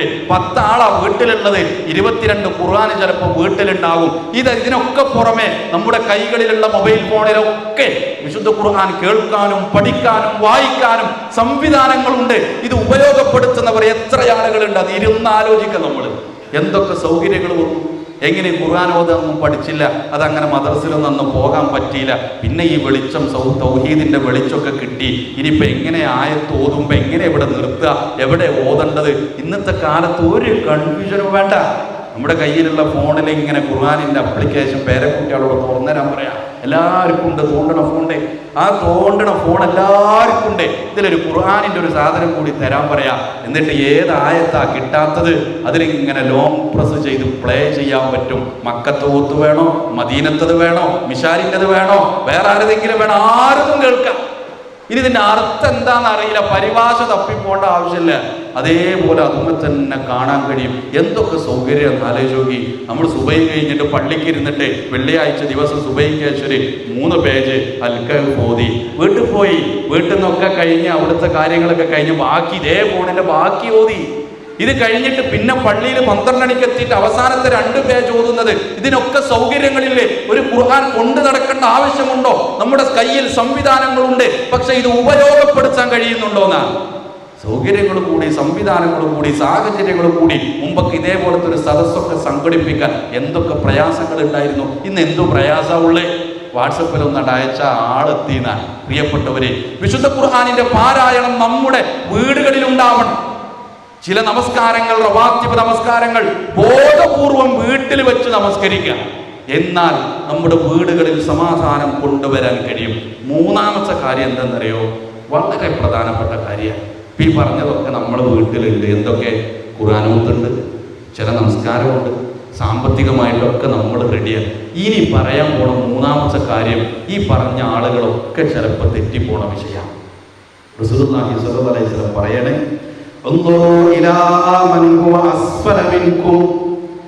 നിങ്ങൾ നിങ്ങളെക്കാൾ താഴ്ന്നവരിലേക്ക് നോക്കണം കേട്ടോ. നിങ്ങൾ നോക്കിപ്പോകരുത്. നിങ്ങളെക്കാൾ മുകളിലുള്ളവരിലേക്ക് നോക്കരുത്. എന്താ പറഞ്ഞതിനർത്ഥം? ഓരോരുത്തരും ആലോചിക്കുക, എനിക്ക് അല്ലാഹ് തന്നതിൽ ഞാൻ സംതൃപ്തനാണോ? ആലോചിച്ചു. ഇവിടെ ഇരുന്നിട്ട് നമുക്കൊക്കെ പരാതികളില്ലേ? വീടുണ്ട്, വാഹനമുണ്ട്, ഡ്രസ്സുണ്ട്, ഭക്ഷണമുണ്ട്, പട്ടിണിയൊന്നുമില്ല. എന്നാലും നമുക്ക് പറയാമോ, എനിക്കതില്ലല്ലോ, എൻ്റെ വണ്ടി ഒന്ന് മാറ്റണം, എൻ്റെ ഡ്രസ്സ് ഇതൊക്കെ ഒന്ന് മാറ്റി ഫുൾ ബ്രാൻഡിലേക്ക് മാറണം, എൻ്റെ വീടിൻ്റെ പെയിന്റ് പോരാ. ആർക്കാണ് എല്ലാം തികഞ്ഞത്? ഇനി മരിച്ചാൽ മതി, എനിക്കൊന്നുമില്ല എന്ന് പറയുന്ന ആരും ഉണ്ടാവില്ല. നമ്മളൊക്കെ ഓരോരുത്തരെ കണ്ടിങ്ങനെ ആലോചിക്കാം. അവൻ്റെ വണ്ടി നോക്കും, അവൻ്റെ വാഹനം, അവൻ്റെ വീട്, അവൻ്റെ വീടിൻ്റെ മുകളിലേക്ക്, അവൻ്റെ വീടിൻ്റെ ഗേറ്റ്, അതിൻ്റെ ഒരു കോലം, അവൻ്റെ സൗകര്യം, ഇതൊക്കെ ആലോചിച്ച് നമ്മളിങ്ങനെ വിഷമിക്കാൻ. പ്രിയപ്പെട്ടവരെ, അള്ളാന്റെ ഹബീബ് സല്ലല്ലാഹു അലൈഹി വസല്ലം പറഞ്ഞത് എന്തെന്നറിയോ? നമ്മെക്കാൾ താഴ്ന്നവരിലേക്ക് നോക്കുക. അങ്ങനെ നോക്കാൻ കഴിഞ്ഞാൽ വലിയ സമാധാനം നമ്മുടെ ജീവിതത്തിൽ, കുടുംബത്തിൽ ഉണ്ടാവുന്ന. നമ്മുടെ നാടിനെ തന്നെ, പലസ്തീനിലേക്ക് ഒന്നും നോക്കണം, നമ്മുടെ നാട്ടിൽ തന്നെ, നമ്മുടെ രാജ്യം, നമ്മുടെ കേരളത്തിൻ്റെ ഒരു തെക്ക് ഭാഗത്തേക്കൊക്കെ യാത്ര ചെയ്യുമ്പോൾ സാധാരണയായി നമ്മൾ കാണാറുള്ള കാഴ്ച, നമ്മൾ ചിലപ്പോൾ നമ്മുടെ കാറിൽ AC ഒക്കെ ഓണാക്കി അങ്ങനെ വർത്താനം പറഞ്ഞു പോകുകയായിരിക്കും. ആ റോഡ് സൈഡിലൊക്കെ കാണാൻ അമ്മി കൊത്തുന്ന ആൾക്കാരുണ്ടാവും, ഒരലുണ്ടാക്കുന്ന ആൾക്കാരുണ്ടാവും, ഈ കല്ലും എന്തേലൊക്കെ ഉണ്ടാക്കുന്ന ആളുകൾ ചിലപ്പോൾ ഹൈവേൻ്റെ സൈഡിലുണ്ടാവും, അല്ലെങ്കിൽ 2 റോഡിൻ്റെ ഇടയിലുണ്ടാവും. അവരെങ്ങനെ നമ്മൾ നോക്കി പോകുമ്പോൾ അങ്ങനെ നോക്കിയാൽ അതൊക്കെ ഒരു കുടുംബമായിരിക്കും. അതിൽ അമ്മ ഉണ്ടാവും, ചെറിയ കുട്ടി ഉണ്ടാവും, അവിടെ കളിച്ചിരിക്കണ കുറച്ച് വലിയ കുട്ടികളുണ്ടാവും, ജോലിക്കാരുണ്ടാവും. ഒന്നുകൂടി ഇങ്ങനെ നോക്കിയാൽ ഏതെങ്കിലുമൊക്കെ ഒരു മരത്തുമേ ഒരു തൊട്ടിലൊക്കെ ഇങ്ങനെ കെട്ടിയിട്ടുണ്ടാവും. ഒരു വലിയൊരു ലോറിയിൽ പോയി കഴിഞ്ഞാൽ എന്തേന്നറിയോ? ഈ അമ്മി കൊത്തുനിന്ന് പോയിട്ട് ആ കുട്ടീനൊന്ന് ഇങ്ങനെ ആട്ടും. എന്തേന്നറിയോ? ആ ലോറി പോയ സൗണ്ടിൽ ആ കുട്ടി ഉണർന്നു ഉറക്കച്ചത്. ആ അമ്മ ആഗ്രഹിക്കുന്നത് എൻ്റെ കുഞ്ഞിന് ശബ്ദമുഖരിതമല്ലാത്ത ഒരു അന്തരീക്ഷത്തിൽ തണലത്ത് കിടന്നുറങ്ങാനുള്ള ഒരു മരച്ചുവടി കിട്ടിയിരുന്നെങ്കിൽ എന്ന് ആ അമ്മ ആഗ്രഹിക്കുന്നു. അവരാഗ്രഹിക്കും ഒരു ടാർപ്പായി വലിച്ചു കെട്ടിയിട്ട് മഴ കൊള്ളാതെ ഒന്ന് ഉറങ്ങാൻ കഴിഞ്ഞിരുന്നെങ്കിൽ, ആ മഴ കൊള്ളാതെ ഉറങ്ങാൻ കഴിഞ്ഞിരുന്നെങ്കിൽ എന്ന ആളുകൾക്ക് സൗകര്യം കിട്ടി അവരാലോചിക്കും ഒരടച്ചുറപ്പുള്ള പാമ്പ് കയറാത്ത ഒരു വാതിലുള്ള വീട്ടിൽ, മഴയത്ത് വെള്ളം കയറാത്ത ഒരു വീട്ടിൽ കിടന്നുറങ്ങാൻ ഭാഗ്യം കിട്ടിയിരുന്നെങ്കിൽ, ഒരു 5 സെന്റ് സ്ഥലം ഉണ്ടായിരുന്നെങ്കിൽ അത് കിട്ടിയവൻ ആലോചിക്കുക എന്താ, എങ്ങനെങ്കിലും ഇതിന് ഒരു വീട് ഇങ്ങനെ കയറ്റിയിരുന്നെങ്കിൽ. അത് കിട്ടിയവൻ ഓല വീടിനാഗ്രഹിക്കും, ഓല വീടുള്ളവൻ ഓടിട്ട വീടിനാഗ്രഹിക്കും, ഓടിട്ട വീടുള്ളവൻ ടെറസുള്ള വീടിനാഗ്രഹിക്കും, ടെറസുള്ള വീടുള്ളവൻ 2 നില വീടുകളാക്കുന്നതിനെ കുറിച്ച് ആലോചിക്കും. അള്ളാന്റെ തൗഫീഖ് കൊണ്ട് 1200 സ്ക്വയർ ഫീറ്റിന്റെ വീടൊക്കെ ഉണ്ടാവും. എന്നാലും ഇവിടെ ഇരുന്നിട്ട് ഇങ്ങനെ ആലോചിക്കും, അതെ അന്ന് വീട് വെച്ചപ്പോ ശരിയായില്ല, സിറ്റ് ഔട്ട് ഇവിടെ അല്ല വരണ്ടീന്, ആ റൂം ഇവിടെ അല്ല വരണ്ടീന്, ആ ജനൽ ഇങ്ങനെ ആയിരുന്നില്ല, സ്റ്റെപ്പ് ഇപ്പുറത്തിട്ടാൽ മതിയായിരുന്നു, കാർ പോർച്ച് വലുപ്പം പോരാ, അതിന്റെ സൈഡിൽ വെച്ച പൈപ്പ് കുറച്ച് താഴേക്ക് പോയി. ഇവിടെയാണ് ആരാലോചിക്കണം? അയൽവാസിന്റെ വീടിനെ കണ്ടിട്ട് അവൻ ആലോചിക്കണേ. എന്നിട്ടോ 2000 സ്ക്വയർ ഫീറ്റ് ഉള്ള വീടുള്ളോ ഇരുന്നിട്ട് ഓൻ്റെ കൊലായ്മയുള്ള എല്ലാ സൗകര്യവും ഉപയോഗപ്പെടുത്തി ചാരി ഇരുന്നിട്ട് ഓനെ യൂട്യൂബിൽ സെർച്ച് ചെയ്യണേ 3000 square feet Kerala model home. എന്നിട്ട് ആ വീഡിയോ ഇങ്ങനെ വരും. അപ്പോൾ ആ വീട്ടിലുണ്ടാവും നടുവിലൊരു ഗാർഡൻ, അതിൽ 2-3 കിച്ചണിന് വേറെ സൈഡിലേക്ക് ഇറങ്ങാൻ, ഓരോ ടോയ്ലറ്റ് വെവ്വേറെ സ്ഥലത്ത്. എന്നിട്ട് അത് ആലോചിച്ചിട്ട് സമാധാനം ഇങ്ങനെ കളയുക. എൻ്റെ വീടിൻ്റെ ഗേറ്റ് ശരിയായില്ല, അതിന് റിമോട്ടിൻ്റെ ഗേറ്റ് വെക്കണം, എൻ്റെ വീടിൻ്റെ മുന്നിലെ കല്ല് പാകിയത് ശരിയായില്ല, പെയിന്റിൻ്റെ കളർ റെഡിയായില്ല, ടൈലെടുത്തപ്പോൾ പാളിപ്പോയി, ഇതല്ല വേണ്ടിയിരുന്നത്, ഗേറ്റ് ഇങ്ങനെയല്ല വേണ്ടിയിരുന്നത്. പ്രിയപ്പെട്ടവരെ, ഈ പറഞ്ഞ ആൾ ഖുർആൻ ഓതുണ്ട്, നിസ്കരിക്കുന്നുണ്ട്, 1ാമത്തെ സ്വപ്പിലുണ്ട്, ക്ലാസ്സിന് മുന്നിലുണ്ട്, ജീവിതത്തിലെ സമാധാനം കളയാൻ തന്നെക്കാൾ മുകളിലുള്ളവരിലേക്ക് നോക്കുന്നു. റസൂലുള്ളാഹി സ്വല്ലല്ലാഹു അലൈഹി വസല്ലം പറഞ്ഞു, നോക്കി പോകരുത്, നോക്കി പോകരുത്, ഇലാ മൻ ഹുവ ഫൗഖക്കും, നിങ്ങളെക്കാൾ മുകളിലുള്ളവരിലേക്ക് നോക്കരുത്. അങ്ങനെ നോക്കിയാൽ പിന്നെ കുടുംബത്തിൽ ഒരു സമാധാനമോ ഉണ്ടാവില്ല. അത് വിശേഷിച്ച് ഭാര്യ ഭർത്താക്കന്മാർക്കിടയിലൊക്കെ പ്രശ്നം ഉണ്ടാവാനുള്ള ഒരു കാരണവും തന്നെ ആയിരിക്കും. എന്താ കാരണം? ഭാര്യൻ്റെ കുടുംബത്തിൽ, ഇവിടെ ഉള്ളവരെ പറ്റില്ല, പൊതുവെ ഉണ്ടാവുന്ന ഭാര്യൻ്റെ കുടുംബത്തിലൊരു കുടിരിക്കലുണ്ടായി. കുടിരിക്കൽ പറഞ്ഞാൽ പുതിയൊരു വീട് വെച്ച് താമസാരതുണ്ടായി. അപ്പോൾ ഇവിടെ ഇങ്ങനെ ആലോചിക്കുമ്പോൾ, എൻ്റെ 2ാമത്തെ അനിയത്തി കൊണ്ടുപോയത് ഫ്രിഡ്ജ്, മറ്റോള് മിക്സി, ഇനിയിപ്പോൾ ഞാൻ എന്താ കൊണ്ടുപോവുക? അവിടെ കമ്പാരിസൺ നടത്താൻ, എന്നെ കൊണ്ട് കഴിയാത്തതിനെ കുറിച്ച്, തൻ്റെ ഭർത്താവിനെ കൊണ്ട് സാധ്യമാകാത്തതിനെ ആ മനുഷ്യനെ നിർബന്ധിക്കുന്നു. ആ സാധുവിന് എന്താ പണി എന്നറിയോ? ഒരു കൂൾ ബാറിൽ ജ്യൂസ് അടിക്കണ ആളാ. രാവിലെ 9 മണി മുതൽ രാത്രി 8 മണി വരെ മിക്സ് തിരിച്ചാലേ ആ സാധുവിന് കിട്ടണത് 600 റുപ്യ. ആ 600 രൂപ ഉള്ള സാധുവിനോട് ഫ്രിഡ്ജ് കൊണ്ടുപോകണം. എവിടേക്ക്? കുടുംബത്തിലെ ആ കുടിരിക്കലിനെ അല്ലെങ്കിൽ ഒരു പുതിയ വീട് വെച്ചോടത്തേക്ക് കൊണ്ടുപോകണം. ഈ സാധുവിൻ്റെ വീട്ടിൽ വാഷിംഗ് മെഷീനും ഇല്ല, ഫ്രിഡ്ജും ഇല്ല, ആകെ ഒരു സൗണ്ട് ഉണ്ടാക്കണം മിക്സി ഇയാളെ വീട്ടിലുള്ളൂ. ഈ സാധു എന്നിട്ട് അവസാനം എങ്ങനെയൊക്കെയോ കുറച്ച് പൈസയൊക്കെ ഒപ്പിച്ച് അവിടെ കോഴിക്കോട്ടങ്ങാടിയിൽ വലിയൊരു ഷോപ്പിൽ ഓഫർ ഉണ്ടെന്ന് പറഞ്ഞപ്പോൾ പോയിട്ട് ഒരു 2000 റുപ്യൻ്റെ ഒരു കിച്ചൺ സെറ്റ് വാങ്ങിക്കൊടുത്ത് ഈ സാധുവിൻ്റെ 3 ദിവസത്തെ അധ്വാനമാണ്. ആ കടലിൽ വരുന്ന കസ്റ്റമേഴ്സിന്റെ ആട്ടും തൂപ്പും ചീത്തയും കേട്ട് 3 ദിവസത്തെ അധ്വാനത്തിന്റെ ആ ഒരു കിച്ചൺ സെറ്റായിട്ട് വീട്ടിൽ വരുമ്പോ ഭാര്യയുടെ മുഖം കറുത്തു പോകാൻ. അവിടെ അവര് കമ്പയർ ചെയ്യുന്നത് ആരെയാണ്? ഫ്രിഡ്ജ് കൊണ്ടുപോയ ആളെ കുറിച്ചാണ്, അലമാര കൊണ്ടുപോയ ആളെ കുറിച്ചാണ്, മിക്സി കൊണ്ടുപോയ ആളെ കുറിച്ചാണ്. ആലോചിച്ചു നോക്കണം. ഇവര് ഖുർആൻ ഓതുന്നവരാണ്, ഇവര് നമസ്കരിക്കുന്നവരാണ്. ഒരുമിച്ച് തറാവീഹിന് തട്ടിമുട്ടി ഒരുമിച്ച് വരുമ്പോഴും ഇവര് ചർച്ച ചെയ്യണത് ആ മറ്റേ ആൾ അവിടെ പ്രസവിച്ചു, അവിടെ അങ്ങോട്ട് സ്വർണം കൊണ്ടുപോകണം, ഇവിടെ കൊണ്ടുപോകണം, അവിടെ കൊണ്ടുപോകണം. ഇങ്ങനെ കമ്പാരിസൺ നടത്തി ജീവിതത്തിലെ സമാധാനം കളയുന്നവരുണ്ട്. പ്രിയപ്പെട്ടവരെ, ആ കമ്പാരിസൺ ഉണ്ടാവരുതെന്ന്. അതെന്തോ ആവട്ടെ, അൽഹംദുലില്ലാ, എനിക്ക് എൻ്റെ സുബഹിക്ക് പള്ളിക്ക് പോണ ഭർത്താവിന് എനിക്ക് കിട്ടിയല്ലോ. എങ്ങനെയൊക്കെ നേരം വൈകി വന്നാലും ഇശാ നമസ്കരിക്കാതെ ഉറങ്ങാത്ത, അല്ലെങ്കിൽ ഇശാ നമസ്കരിച്ചിട്ടേ ഉറങ്ങൂ എന്ന് നിർബന്ധമുള്ളൊരു ഭർത്താവിന് എനിക്ക് കിട്ടിയിട്ടുണ്ടല്ലോ എന്നാലോചിച്ച് സമാധാനിക്കാൻ പ്രിയപ്പെട്ട ഉമ്മമാരെ, സഹോദരിമാരെ കഴിഞ്ഞാൽ ആ വീട്ടിൽ സമാധാനം ഉണ്ടാവും. ഇതിങ്ങനെ തന്നെക്കാൾ മുകളിലുള്ളവരിലേക്ക് നോക്കിയാലേ സമാധാനം ഉണ്ടാവുന്നല്ല. ആ ഹദീസിന്റെ അവസാന ഭാഗത്ത് റസൂലുള്ളാഹി സ്വല്ലല്ലാഹു അലൈഹി വസല്ലം പറഞ്ഞതറിയോ? ഫഹുവ അജ്ദറു അല്ലാ തസ്ദറു നിഅമത്തുല്ലാഹി അലൈക്കും. നിങ്ങൾ നിങ്ങളുടെ മുകളിലുള്ളവരിലേക്ക് നോക്കിയാൽ പടച്ച റബ്ബ് നിങ്ങൾക്ക് തന്ന അനുഗ്രഹത്തെ നിങ്ങൾ വിസ്മരിച്ചു കളയുന്ന. അതുകൊണ്ട് നമ്മുടെ ജീവിതത്തിൽ പ്രിയപ്പെട്ടവരെ, നമ്മൾ ആലോചിക്കുക, എന്നെക്കാൾ മുകളിലുള്ളവരിലേക്ക് ഞാൻ നോക്കുന്നില്ല. എനിക്ക് അല്ലാഹു തന്ന അനുഗ്രഹം, ആ അനുഗ്രഹത്തിൽ സംതൃപ്തി അടഞ്ഞുകൊണ്ട് പോകണമെന്നാണ്. ആലോചിച്ച് നോക്കൂ. റസൂലുള്ളാഹി സ്വല്ലല്ലാഹു അലൈഹി വസല്ലമയുടെ വഫാത്ത് നടന്നൊരു മാസത്തിലല്ലേ നമ്മളുള്ളത്? റസൂലുള്ളാഹി സ്വല്ലല്ലാഹു അലൈഹി വസല്ലമയുടെ വഫാത്തിന്റെ തലേ ദിവസത്തെ രംഗം ആയിഷ റളിയല്ലാഹു അൻഹ പറഞ്ഞിരുന്നില്ല. എന്താണെന്നറിയോ? സ്വഹാബിമാരിങ്ങനെ വീട്ടിലേക്ക് വരികയാണ്. തങ്ങളുടെ പ്രിയപ്പെട്ട റസൂലുള്ളാഹി സ്വല്ലല്ലാഹു അലൈഹി വസല്ലമയുടെ അവസ്ഥ വല്ല പുരോഗതിയും ഉണ്ടോ എന്നറിയാൻ, അവിടത്തേക്ക് എന്താണ് അവിടുത്തെ പ്രയാസമെന്നറിയാൻ അതിനിങ്ങനെ സ്വഹാബിമാരിങ്ങനെ ആയിഷ റളിയല്ലാഹു അൻഹയുടെ വീട്ടിലേക്ക് കടന്നു വരുമ്പോ ആയിഷ റളിയല്ലാഹു അൻഹ പറയാൻ, അവിടെ വിളക്കു കത്തിക്കാൻ എണ്ണയുണ്ടായിരുന്നില്ല. വിളക്കു കത്തിക്കാൻ എണ്ണയില്ലാതെ ആയിഷ റളിയല്ലാഹു അൻഹ തൊട്ടടുത്ത വീട്ടിൽ പോയി വിളക്കിലൊഴിക്കാനുള്ള എണ്ണ വാങ്ങി വരുന്ന അവസ്ഥയെപ്പറ്റി ഒന്ന് ആലോചിച്ചു നോക്കണം കൂട്ടരെ. നമ്മുടെ ജീവിതത്തോടെ കമ്പയർ ചെയ്യേണ്ടത് ആ ജീവിതത്തെയാണ്. ആയിഷ റളിയല്ലാഹു അൻഹ പിന്നീട് പറയുന്നുണ്ട്, പ്രവാചകന്റെ വീട്ടിൽ അടുപ്പ് പുകയാത്ത ദിവസങ്ങൾ ഉണ്ടായിരുന്നു. വിളക്കിൽ ഒഴിക്കാനുള്ള എണ്ണയുണ്ടായിരുന്നെങ്കിൽ ഞങ്ങൾ ഒരുമിച്ചത് കുടിക്കുമായിരുന്നു. ആരാ പറയുന്നത് കൂട്ടരെ? ഈ ലോകത്തെ ഏറ്റവും ശ്രേഷ്ഠനായ അഷ്റഫുൽ ഖൽഖായ റസൂലുള്ളാഹി സ്വല്ലല്ലാഹു അലൈഹി വസല്ലമയുടെ വീടിന്റെ അവസ്ഥയെ കുറിച്ചാ പറയുന്നത്.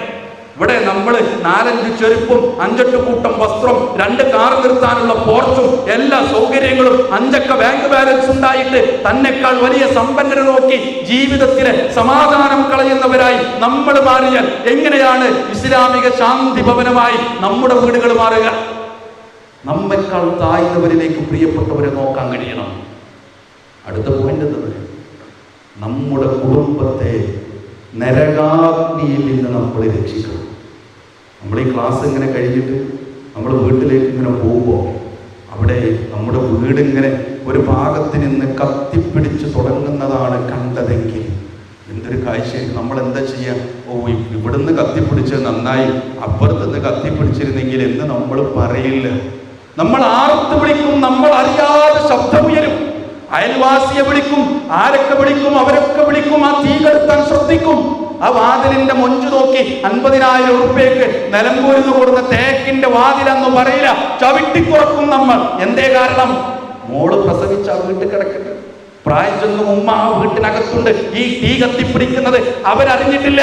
അവരെ പിടിച്ച് പുറത്തേക്ക് കൊണ്ടുവരും നമ്മൾ. അവിടെ ദുനിയാവിലെ ഒന്നും നമുക്ക് തടസ്സമാകില്ല. ഓട്ടെ, നമ്മുടെ ചെറിയ കുട്ടി, ഒരു 3 വയസ്സായ പേരക്കുട്ടിയോ നമ്മുടെ കുട്ടിയോ വീട്ടിലുണ്ടെന്ന് വെക്കാം. ആ കുട്ടി ഇങ്ങനെ അടുപ്പത്തേക്ക് പോയിട്ട് തീക്കൊള്ളി ഇങ്ങനെ പിടിക്കാൻ പോയാ നമ്മൾ എന്താ ചെയ്യുക? പൊള്ളട്ടെ, എടുക്കട്ടെ, ഒന്ന് പൊള്ളിയാൽ പിന്നെ പോവില്ലല്ലോ എന്ന് നമ്മൾ പറയാറില്ല.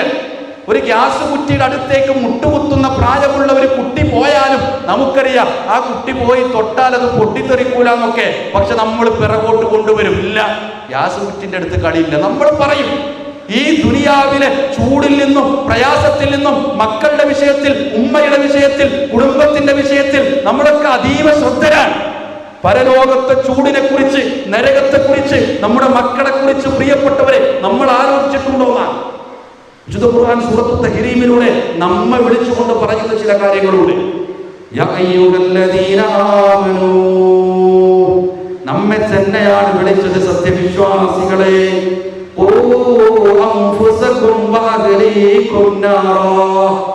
നിങ്ങളുടെ സ്വന്തത്തെ മാത്രമല്ല കേട്ടോ, നിങ്ങളുടെ കുടുംബത്തെയും കത്തിയാളുന്ന നരകത്തിയിൽ നിന്ന് നിങ്ങൾ കാത്തു സൂക്ഷിക്കണേ. എന്നിട്ട് നരകത്തെ കുറിച്ച് ഇങ്ങനെ പറയുന്നുണ്ട്, കല്ലുകളും മനുഷ്യരും ഇന്ധനമായി കത്തിക്കപ്പെടുന്ന നരകമാണ്. കല്ലുകളും മനുഷ്യരും ഇന്ധനമായി കത്തിക്കപ്പെടുന്ന നരകം. അടുപ്പത്ത് പെരുമാറുന്നവരാ നമ്മളൊക്കെ. അടുപ്പിന്റെ കല്ല് കത്താറില്ല. അടുപ്പിന്റെ കല്ല് കത്താറില്ല. ആ കല്ല് കത്തണമെങ്കിൽ അത്രയധികം ചൂട് വേണം. അത് നമ്മൾ അടുപ്പത്ത് കൂട്ടുന്ന തീയിന്റെ ചൂട് മതിയാവൂല. അതിനേക്കാൾ 69-70 ഇരട്ടി ചൂടുള്ള നരകത്തിനെ കുറിച്ച് ആലോചിക്കുക. എന്റെ കുടുംബത്തെ, എന്റെ മക്കളെ, എന്റെ ഭാര്യയെ, ഞാനടക്കം എന്റെ വീട്ടിലുള്ളവരെ ആ കത്തിയാളുന്ന നരകത്തിയിൽ നിന്ന് കാത്തു സംരക്ഷിക്കാൻ ഞാൻ എന്തു ചെയ്തു എന്ന ചോദ്യത്തിന് പ്രിയപ്പെട്ടവരെ എന്തുത്തരം നമുക്ക് പറയാനുണ്ട്? ഓന് നല്ല വണ്ടി വാങ്ങിക്കൊടുത്തു, ഓന് എല്ലാ പെരുന്നാൾക്കും ഡ്രസ്സ് എടുക്കാനേ ഞാൻ പൈസ കുറെ കൊടുക്കാറുണ്ട്. അവൻ പറഞ്ഞ സ്കൂളിൽ ഞാൻ കൊണ്ടേ ചേർത്തി, ഓള് പറഞ്ഞ ബന്ധം ഞാൻ ഓക്ക് ഉണ്ടാക്കി കൊടുത്തു. ഇതൊന്നും അതിന് ഉത്തരമാവില്ല.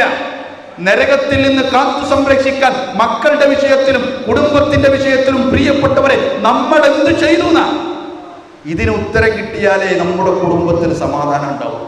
ഒരു ക്ലാസ് ഉണ്ട് എന്ന് പറഞ്ഞാൽ അത് CRE ആവാം, QHLS ആവാം, ഇന്നത്തെ ഈ ക്ലാസ് ആവാം, അതല്ലാത്ത ക്ലാസ് ആവാം. അതിൽ വാപ്പാൻ്റെ സ്കൂട്ടർ എടുത്തവിടെ പോവും, ആ ഉമ്മ ചിലപ്പോൾ ഇങ്ങനെ വല്ല മതിലിൻ്റെ അടിയിൽ കൂടെ ഇങ്ങനെ ഇറങ്ങി ഇടായി കൂടെ അവിടെ പോവും. എന്നതിനപ്പുറത്ത് ഒരാളെ കൂടി കൂട്ടിപ്പിടിച്ച് കൊണ്ടുവരാൻ നമ്മൾ ശ്രദ്ധിച്ചു പോയെന്ന നമ്മുടെ മക്കളോട് പറഞ്ഞോ, ഇന്നിതാ പള്ളിയിൽ ഒരു പ്രോഗ്രാം ഉണ്ട്, അവിടേക്ക് എത്തണം, എത്തിയേ പറ്റൂ എന്ന് പറയാൻ നമ്മെ കൊണ്ട് പറ്റിയോന്ന. നമ്മൾ ഫാമിലി മീറ്റിലുള്ളത്, ചെറിയ കുട്ടികൾ ഇവിടെ ഉണ്ട്, ചെറുപ്പക്കാർ ഇവിടെ ഉണ്ട്, പ്രായം ചെന്ന ആളുകളുണ്ട്, അതിനിടയിലുള്ളവരുണ്ട്. വലിയ സന്തോഷമുണ്ട്. പലപ്പോഴും നമ്മുടെ സദസ്സുകൾ ഇങ്ങനെ ആവാറില്ല. ഈ ഫാമിലി മീറ്റിൽ പലപ്പോഴും നമ്മൾ കാണുന്ന കാഴ്ച ഇതാണ്. ഇത് തുടർന്നു പോകണം. ഇതൊരു പ്രമേയമായി മാറാതെ നമ്മുടെ മഹലിന്റെ പ്രമേയമായി എല്ലാ മാസവും നമ്മൾ ഒരുമിച്ച് കൂടുന്ന ഒരു സദസ്സായി മാറ്റാൻ കഴിയണം. ഇതിന് തുടർച്ചകൾ ഉണ്ടാവണം. ഇത്തരം സദസ്സുകളിലേക്ക് മക്കളെ കൊണ്ടുവരണം. നമ്മുടെ തൊട്ടടുത്തുള്ള ഒരു അങ്ങാടിയിൽ ഒരു കട വിറ്റ് കാലിയാക്കുന്നുണ്ട് എന്ന് പറഞ്ഞാൽ അവിടെ മാക്സി 100 രൂപക്ക് കൊടുക്കണ്ടെന്ന് പറഞ്ഞാൽ ചുരിദാറിന്റെ ബിറ്റ് അവിടെ വളരെ കുറഞ്ഞ വിലക്ക് കിട്ടണ്ടെന്ന് പറഞ്ഞാൽ നമ്മൾ വിളിക്കേണ്ടവരെ വിളിക്കും, ഉമ്മമാരെ സഹോദരിമാരെ വിളിക്കും, നമ്മൾ അപ്പുറത്തുള്ള കുടുംബക്കാരിനെ വിളിക്കും, അനിയത്തിനെ വിളിക്കും, ഒരുമിച്ച് പോകും, 2 തവണ പോകും. പക്ഷേ ഒരു ക്ലാസ് ഉണ്ടെന്ന് പറയുമ്പോ അതിന് നമ്മൾ ആരെ കൊണ്ടുവന്നു? എന്തായാലും ഒന്ന് വന്നു നോക്കിയേ, ഭക്ഷണം അടക്കുന്നുണ്ട് എന്നാ പറഞ്ഞേ, ഒരു 2 ക്ലാസ്സേ ഉള്ളൂ, ഒന്ന് ഇരുന്ന് പോയോക്കാം എന്ന് പറയാൻ നമുക്ക് കഴിയണം. കുടുംബത്തെ കൂട്ടിപ്പിടിച്ച് കൊണ്ടുവരാൻ കഴിയണം.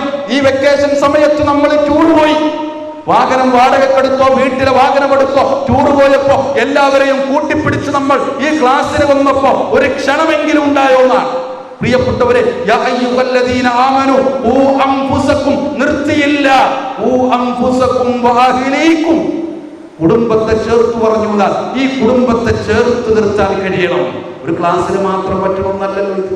നമ്മുടെ വീട്ടിൽ ഇങ്ങനെ വാപ്പൊക്കെ കഴിയും, വല്ലാതെ പഠിച്ചിട്ടൊന്നുമില്ല, അതങ്ങനെയൊന്നുമില്ല, എന്നാലും കുറേ പ്രസംഗമൊക്കെ കേട്ട് കുറേ വായിച്ച്, വിചിന്തനം വായിച്ച്, അൽമനാദ് വായിച്ച് കുറേ ഒക്കെ ഉണ്ട്.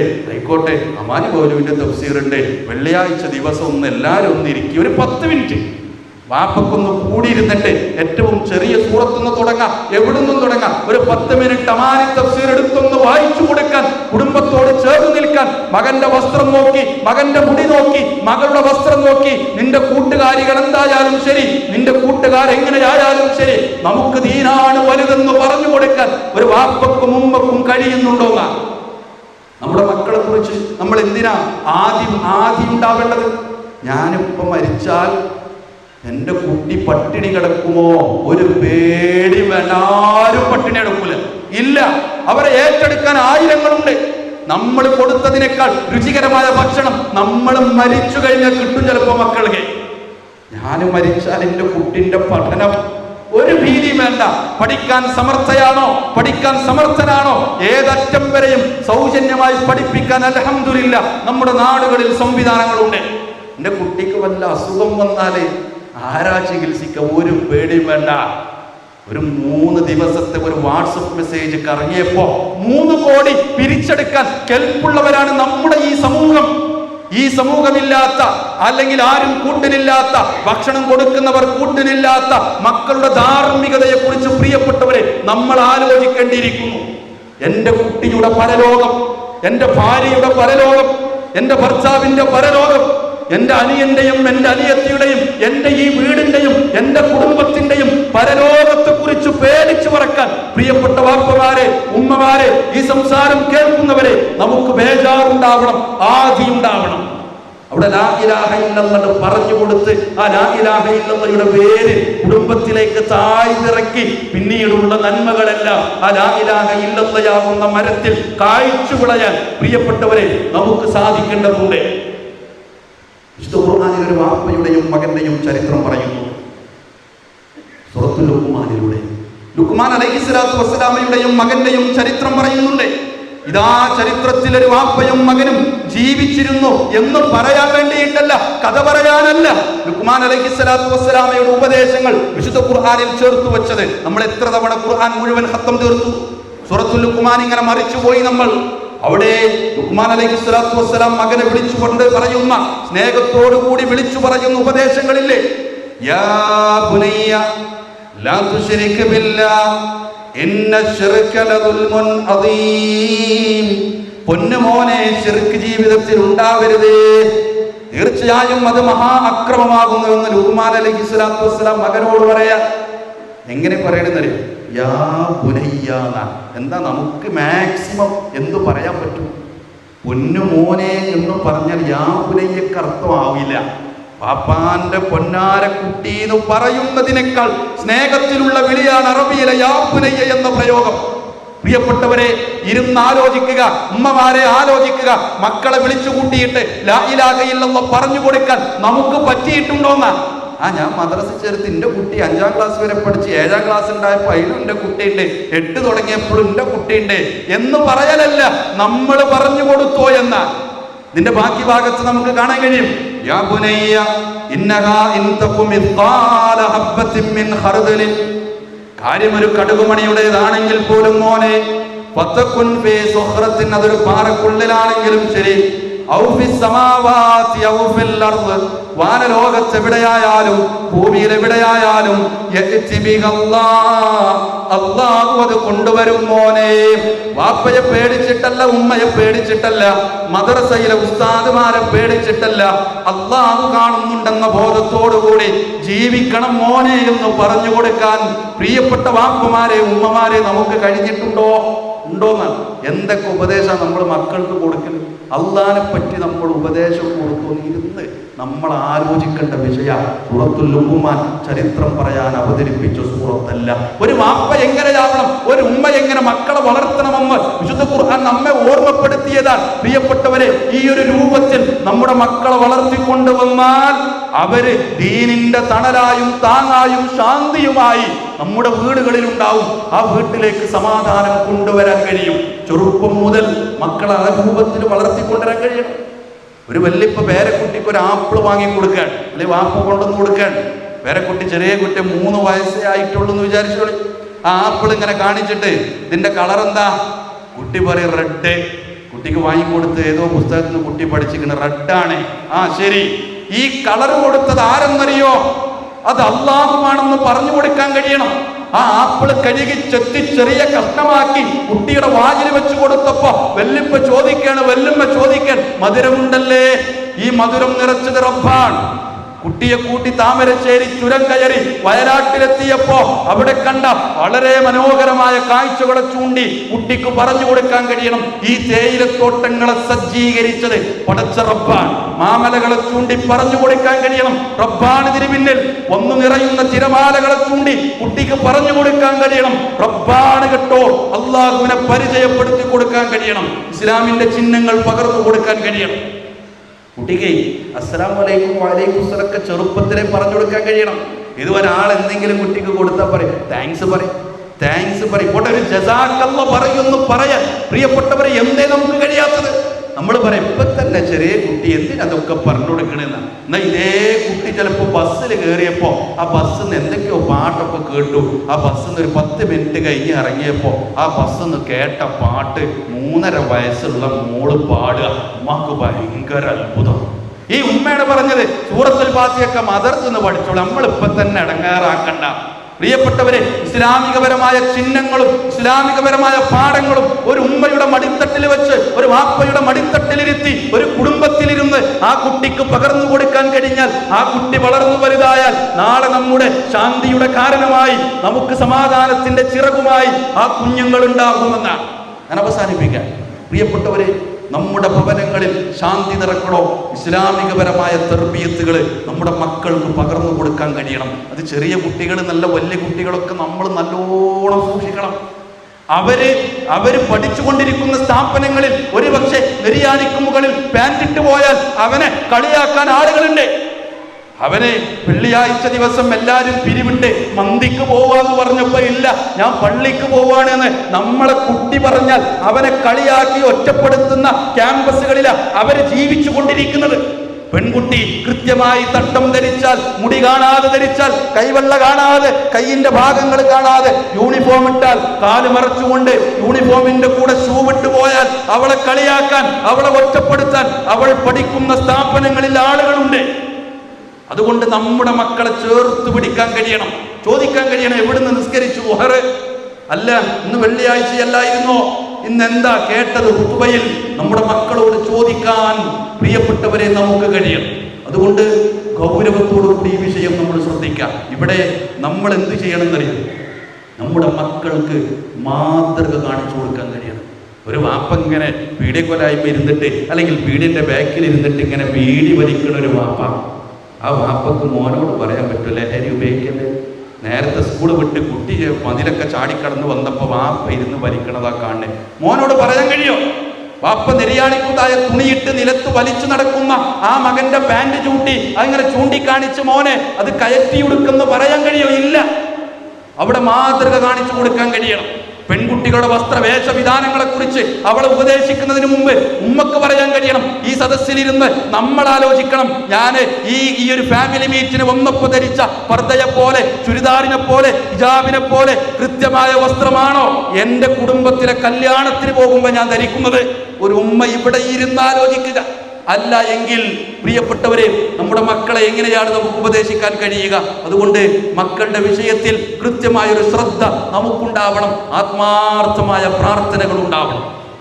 ഇബ്രാഹിം നബി അലൈഹി സ്വലാത്തു വസ്സലാമയുടെ ഒരു പ്രാർത്ഥനയെ സൂചിപ്പിച്ചുകൊണ്ട് ഞാൻ അവസാനിപ്പിക്കാൻ. നമ്മുടെ മക്കൾക്ക് വേണ്ടി, കുടുംബത്തിന് വേണ്ടിയൊക്കെ നമ്മൾ എപ്പോഴും കൂട്ടരെ പ്രാർത്ഥിക്കാറുള്ളത്?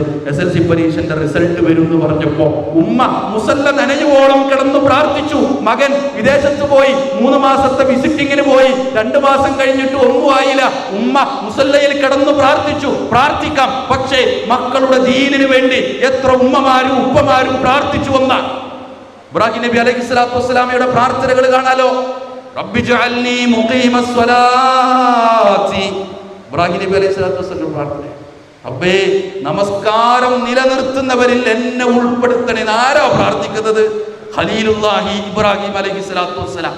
അതിന്റെ കൂടെ ചേർത്ത് പറയാൻ വമിൻ ദുർരിയതി, എന്റെ മക്കളിലും നമസ്കാരം നിലനിർത്താൻ റബ്ബേ അവരെ സഹായിക്കണമേ എന്നൊരു പ്രാർത്ഥന പ്രാർത്ഥിക്കാൻ ഇത്രയും കാലം സൂറത്ത് ഇബ്രാഹിം വായിച്ച് മറിച്ച് തിരിച്ചു പോയിട്ട് ഈ ആയത്തിലൂടെ കടന്നു പോയിട്ടും നമുക്ക് കഴിഞ്ഞിട്ടില്ലെങ്കിൽ പ്രിയപ്പെട്ടവരെ, ഇന്നു മുതൽ നമ്മുടെ ജീവിതത്തിലെ പ്രാർത്ഥനകളിൽ മക്കളുടെ നന്മകൾക്കും ഇടമുണ്ടാവണം.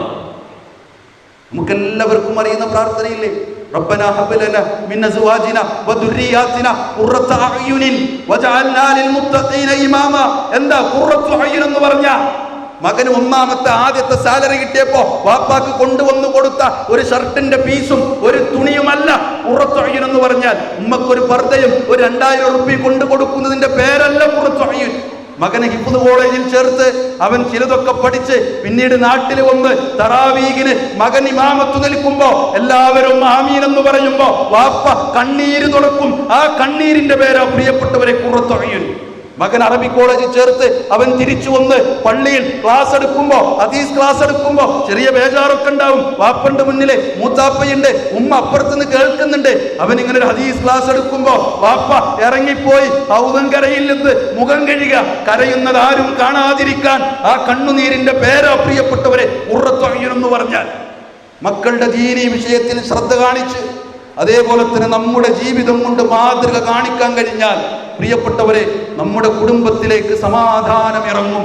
എങ്കിൽ ആ കുടുംബത്തോടൊപ്പം നമുക്ക് സ്വർഗത്തിലേക്ക് പോകാൻ കഴിയും. അല്ലാഹു സുബ്ഹാനഹു വ തആല ആ രൂപത്തിൽ കുടുംബത്തോടൊപ്പം സ്വർഗപ്രവേശനം സാധ്യമാകുന്ന മുത്തഖികളിൽ നമ്മെ ഏവരെയും ഉൾപ്പെടുത്തി അനുഗ്രഹിക്കുമാറാവട്ടെ. അല്ലാഹുവേ, ഞങ്ങളുടെ ജീവിതത്തിൽ, ഞങ്ങളുടെ കുടുംബത്തിൽ ഇസ്ലാമികപരമായ അന്തരീക്ഷം ഉണ്ടാക്കാൻ, അതിൽ ഇസ്ലാമിനോട് ഇഷ്ടമില്ലാതെ താല്പര്യമില്ലാത്ത ആളുകൾ ഉണ്ടാവാം, മക്കളുണ്ട്, ഭർത്താക്കന്മാർക്ക് അത്ര ഇണക്കമില്ലാത്തവരുണ്ടാവാം, ഇസ്ലാമിനോട് ഭാര്യമാരിലുണ്ടാവാം. ആ ഇണക്കങ്ങളൊക്കെ റബ്ബേ ദീനിയായ ഇണക്കം കൊടുത്ത് ആ ഒരു ഇസ്ലാമികപരമായ ചേർച്ചയോടുകൂടി അങ്ങനെ ഒരു കുടുംബമാക്കി റബ്ബേ ഞങ്ങളുടെ കുടുംബത്തെ മാറ്റി നീ അനുഗ്രഹിക്കണമേ റഹ്മാനെ. അല്ലാഹുമ്മ ഇഗ്ഫിറിൽ മുഅ്മിനീന വൽ മുഅ്മിനാത്ത് വൽ മുസ്ലിമീന വൽ മുസ്ലിമാത്ത് ഇന്നക മുജീബു ദഅവാതി യാ ഖാദിഅൽ ഹാജാത്ത്. اللهم ربنا آتنا في الدنيا حسنة وفي الآخرة حسنة وقنا عذاب النار. آمين آمين ورحمتك يا أرحم الراحمين. وصلى الله على نبينا محمد وآله وسلم. السلام عليكم ورحمة الله وبركاته.